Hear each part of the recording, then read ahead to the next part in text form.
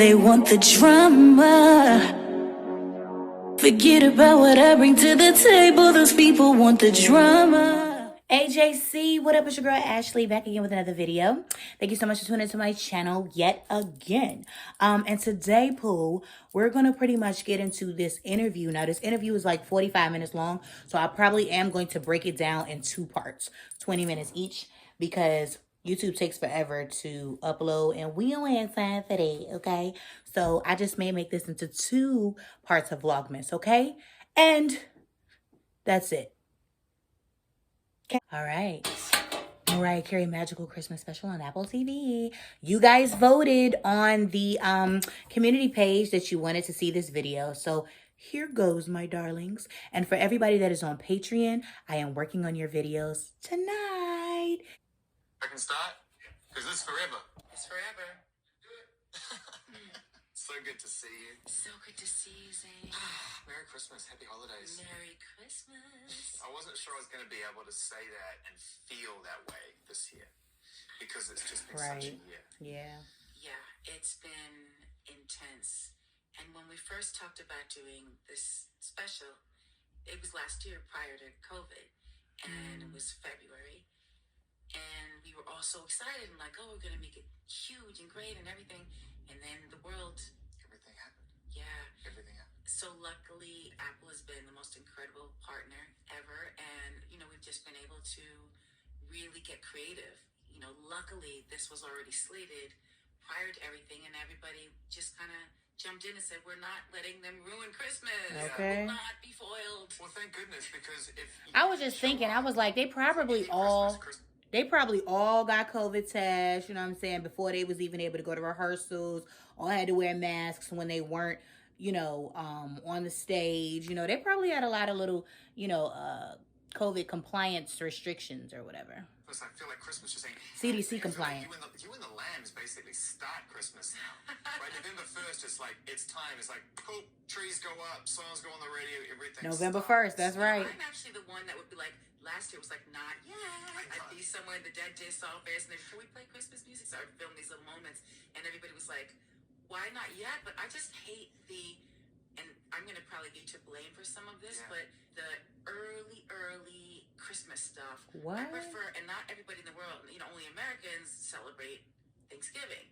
So I like to kind of get through Thanksgiving. That's why in my post I was like, it's time, but let's get through Thanksgiving first. Which I really like, because whenever I get to Thanksgiving, my impression is like the year is over, and my boss is like, no, it's the end of November. You still have weeks to go. I'm like, oh no, I'm out. Child, I've never been that big of a fan of Thanksgiving. I think it's because of the fact that I've always had like, I haven't had like, I don't know. I don't have like one of those crazy cookie cutter, beautiful family type moments at Thanksgiving every year. So it's really like I don't feel like gaining weight this year. I'm going to do something else type thing. So I don't really care for Halloween either. But you know what I'm saying? I do that to, you know, so that Logan can have like a nice little experience or whatever, because I didn't experience Halloween a lot as a kid. So I pretty much, as soon as Halloween is done, I'm like, Christmas time.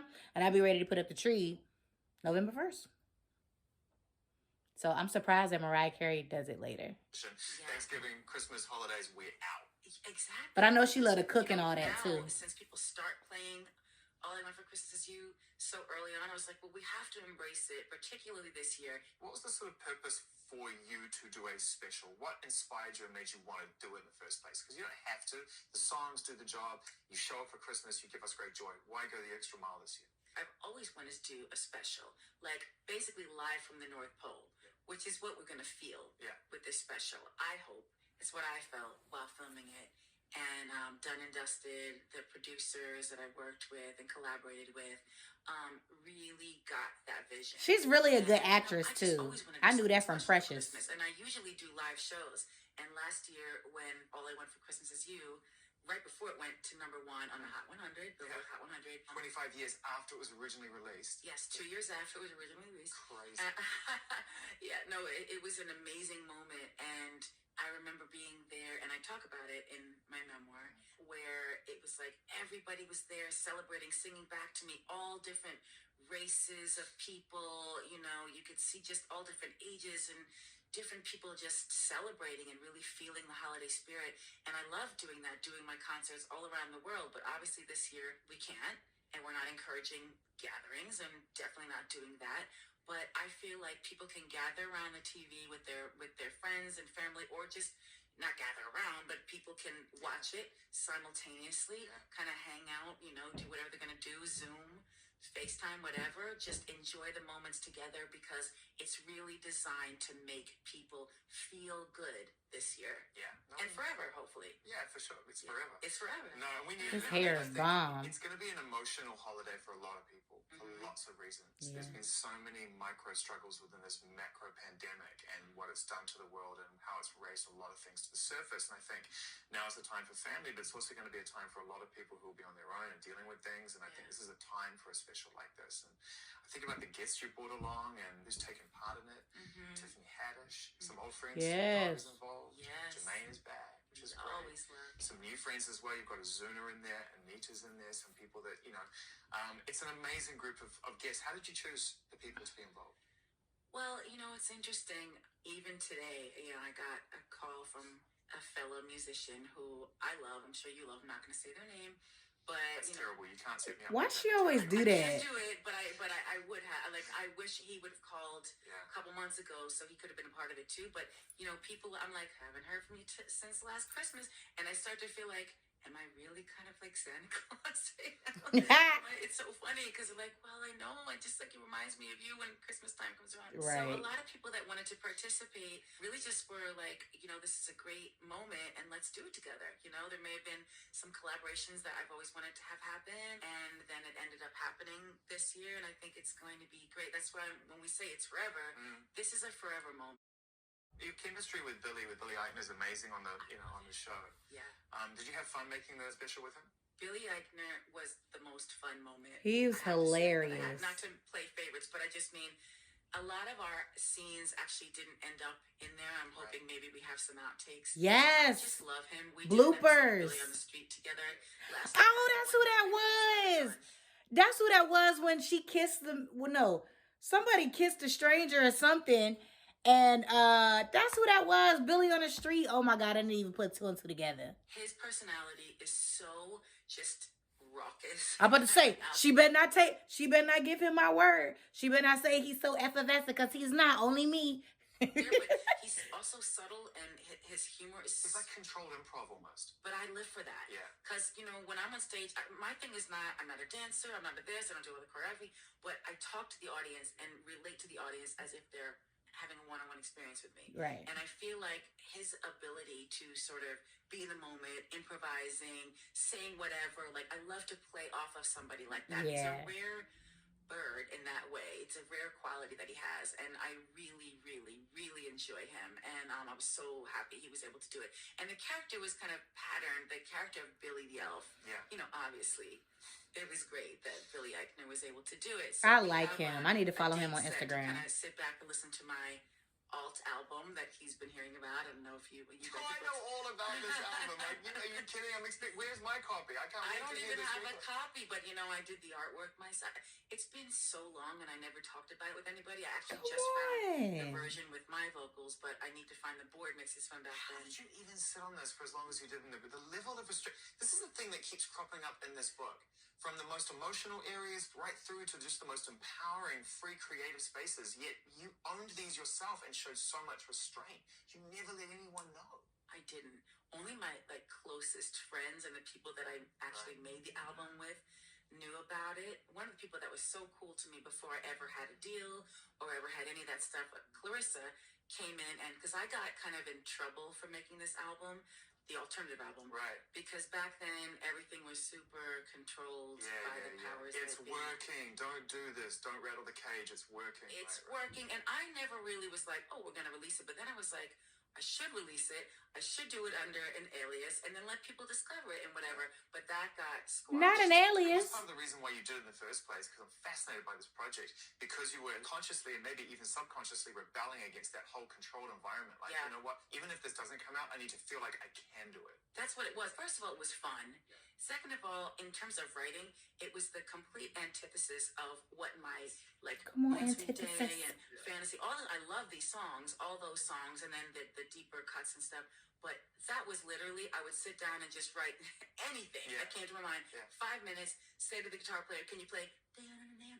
Like, you know, "Can you play this?" And they would play that, and then, you know, we would just do it, and I was in character, and then we did it, and then I was saying that woman Clarissa, who was a dear friend and really helped me out when I was first starting out, I said, "Can you come in?" Once they were like, "You can't do this," the label and whatever. Once the label like tried to control me, as they tend to do, or always did with me, then I was like, "Come in and just sing on top of what I did," and we, you know, collaborated with it. But I was so married to what I had done, even though it was like a fun escape.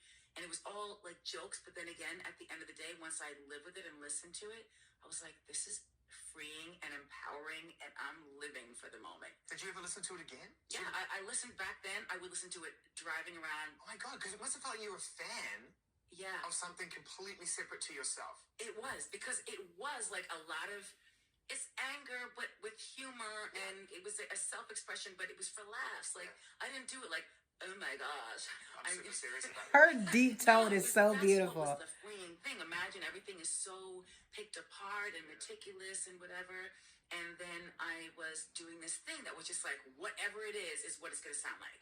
And then, you know, if anyone hears it, it's cool. But then, yet again, I was stifled and told, like, don't do it. So I put my friend Clarissa on top of it. We released a couple things, but it was never given a push. So I just kind of kept it to myself. I had done the album art. I did the whole thing.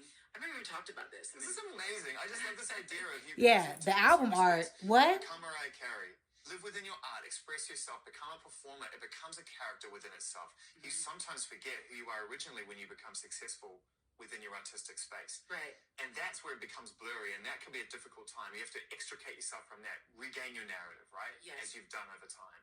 This other thing, that's just fun.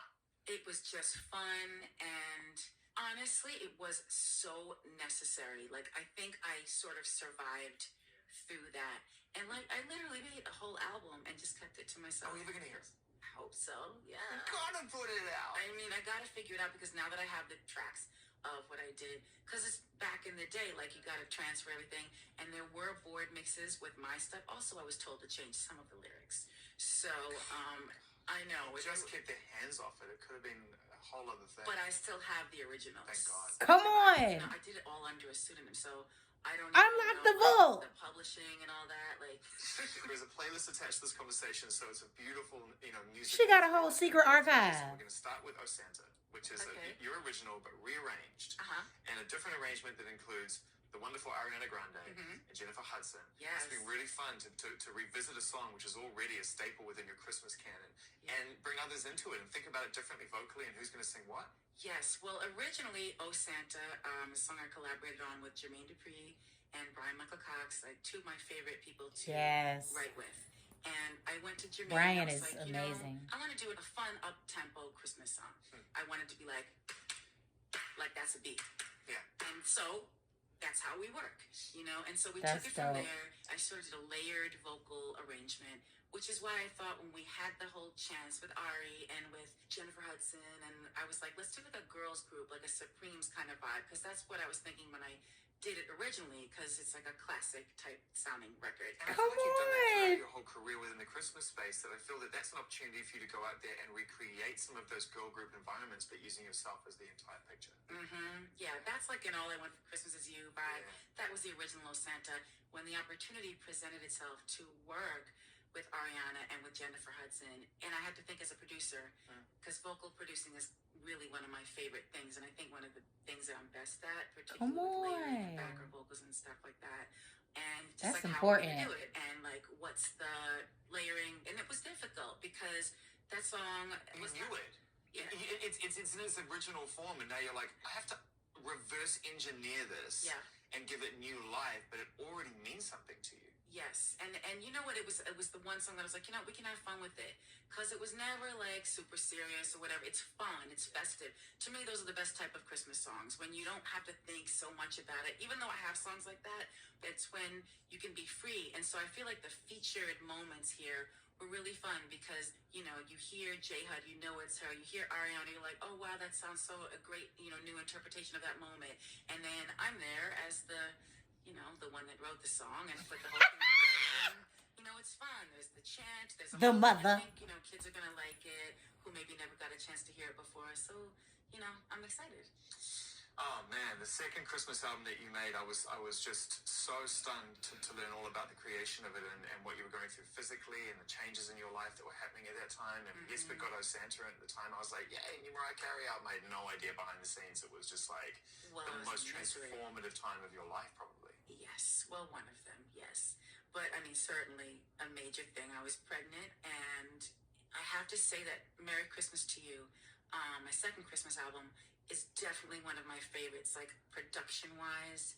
And the late Big Jim Wright was there working with me, who I wrote Fly Like a Bird with, which is a Grammy-winning song, and lots from the Emancipation Mimi album. Come on, Mimi. Which is one of my favorites. Come on. It's sad that he's not here, but his musical contribution was just incredible. So we really had a great time working on that. Randy Jackson was also a part of it. That's my boy. One of my, you know, beloved friends, dear friends. You know, so we just got deeply into it and reacquainted with a lot of those Christmas songs and reinterpret them. Like, I mean, it's so hard because I have so many Christmas albums, but like A Little Town of Bethlehem, The First Noel, just doing these sort of interpretations of these classic Christmas songs. And I even did a duet with my mother, which is this whole thing. Yeah. But I think it's great that I have that, you know, for the rest of my life. Well, you know, you wrote a book. Yes. And this book, not only is it one of the most compelling and revealing and at times emotional memoirs I've ever read. Thank you. It's also been enormously successful. Congratulations. New York Times bestseller, number one. Number one bestseller. I know. Number one. And number one with a book that is that good. It's incredible. And I had a chance to listen to it because I'm terrible at reading. But I had a chance to listen to it, which I love the audiobook experience. Thank you. And what really struck me is that when I was going through the book, is that Christmas has meant so much more to you, I feel, than just a season or an idea or a chance to spend time with family or to switch off at the end of the year. It's almost been this kind of narrative that's been going through your whole life. Like that is your idea of what unconditional love and safety and security really is. Right. And it kind of drew you into that space as a child in the search for it. And that's why you gave back to it and built your own world around it. Is that on the money? That is on the money. Christmas was often foiled for me when I was a little kid. Wow. And I talk about it in the book. You know, different family members who are no longer family members to me, but always ruining the holidays. I waited the whole year to have this joyous experience that never really happened. But I still kept the spirit within me. And I think that's like a lot of people get depressed at the holidays. Okay. And I know that's a thing. She talking for real. I always pushed through that because I just won't allow myself to go there. Listen. Why? Because you know what? It's too deep rooted. Yes. The sadness that I would possibly feel because of stuff that happened in my childhood and as I was starting out. And now this baby having the best Christmases she could have ever wished for. That's what I'm talking about. That's how you take your situation. That's how you break the cycle. Come on, Mariah, teach us something here. Christmas has been a constant for me. And at this point, I mean, in life, it's a whole production. It's literally a production from the time I get off the plane to my destination with the kids. Even before the kids, this was huge. I have to make it seamless. It's all the bells and whistles, but it's the calming down. Because usually I'm working all the way up. It almost feels to me in the book like you were so focused and dedicated to your craft that if I can just get to one more Christmas, one more end of year holiday, I'll be able to reset and I'll be able to construct it the way I want to construct it, and it can't be taken away from me. Right. That's really what it is. That's why I said in the beginning of the book, look, I live from season to season, holiday to holiday, you know, whatever it is. That's the whole, like, not acknowledging time. It's really because I'm always hopeful. I'm always looking forward to something. And I do want to make other people happy and make the environment fun and festive for everybody because why not if you have the ability to do that? But if someone comes in my lair and they're a Scrooge, you're out. Forever. You gotta go. Over. It's forever. Come on, forever. It's forever. Yes. Come on, baby. So young and you put through these situations. It's forever. And you're faced with these environments that Girl, you didn't ask for. we relate more than I thought. It creates such a deeply rooted anxiety that I think that when you talk about time is the ultimate thing that controls us. It starts ticking when we're born and it stops ticking when we die. For some of us, I rebuke that. Rebuke away. You just gotta rebuke it. Go for it. I've rebuked it. You better be saved, Mariah. It ate through the bottle. It's gone. So you love the Lord, huh? So my point is beyond the rebuking is that there's an element of control in the way that we try to use time as people. And I think that thinking back and looking at the book now, I think that that's kind of what really comes out for me is that your attitude towards time is like, no, I will not be controlled by anything again. Right. Well, when you've been controlled so much, it's like the first part of my life, like there was no control. Yeah. Everything was out of control. And there were no real rules and there were no real, like, kind of kids really don't want to follow the rules, but they actually need to. Yeah. And so I didn't have that structure. Then I had such strict rules. Yeah. Then I had like, I really wasn't around anybody, that was young and up and coming and making music in the way that I was doing. And so it became like this very restricted sort of life. You're a prisoner of your talent. And of personal relationships and stuff. If it were just like the talent, then I would understand and I'd be able to acclimate to This that. is so relatable. But actually, like I told you today, I was in the studio working on something all day and then came here and stuff like that. But I love that. That's like church to me. That's like therapy. the creative environment in which I thrive. But the other stuff is great and it's fun and it's fabulous and it's glamorous. But creating and working and producing in the studio is everything. Yeah. I wonder, like, And that's how you get so bomb at it. That's how she got to where she is because she loves to rehearse. She loves to perfect her craft. That's amazing. Come on. Like I relate to her so much. When people ask me like, "Oh, what's your what is a day in the life of like your dream life?" The first thing I say is, the first thing I want to do, I want to be able to have time to wake up in the morning, meditate, pray, have breakfast with my child, and go to rehearsal. I want to go to rehearsal. I want to go to the studio. I want to go to the dance rehearsal. I want to rehearse. I want to get better in my craft. Like I just feel like when people are there with it, of course the glitz and glam is cute and cool, but when you're there with it, as far as, you know what, I really, really, really want to rehearse. I want to perfect my craft. I want to get better. Like, you know what I'm saying? Like, baby, the sky's the limit for you. If you could, I know you love to perform live and you spoke openly about some of your favorite tours you've ever done, but I wonder whether or not there's a party that just is like, I just want to stay in the studio forever, like the creative process. I would be happy being in the studio forever, or just at least spending a few months out of the year, like certain albums I've done, whether it's the Rainbow album or Emancipation of Me and Me, a lot of them, I went to Capri and lived at the studio in a little apartment that I made for myself right off the live room. And I would just sleep until I was ready vocally and then go and record. And that was like some of the best stuff I've ever done. It's the thing I love, that knowing that the world is learning about you really now through detail. Yeah. It's just how committed you are to every aspect of your craft. You know, you were such a big star, and the way you were presented, as you quite rightly pointed out from the label and other things that were stepping into your realm, was that you were sort of this princess that descended down upon this mountain with this great talent. Okay, y'all, I'm gonna stop it right here. This is getting really good. We're at 20 minutes and 5 seconds. I'm gonna go ahead and stop it right here. Excuse me, get this uploaded as part 1, and then I'm going to come back, and I'll see y'all in the next video for part 2, okay? Love y'all, not mean and poo, period. Bye.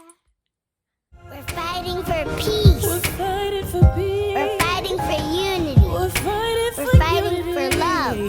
We're fighting for justice. We're fighting for justice. We are kings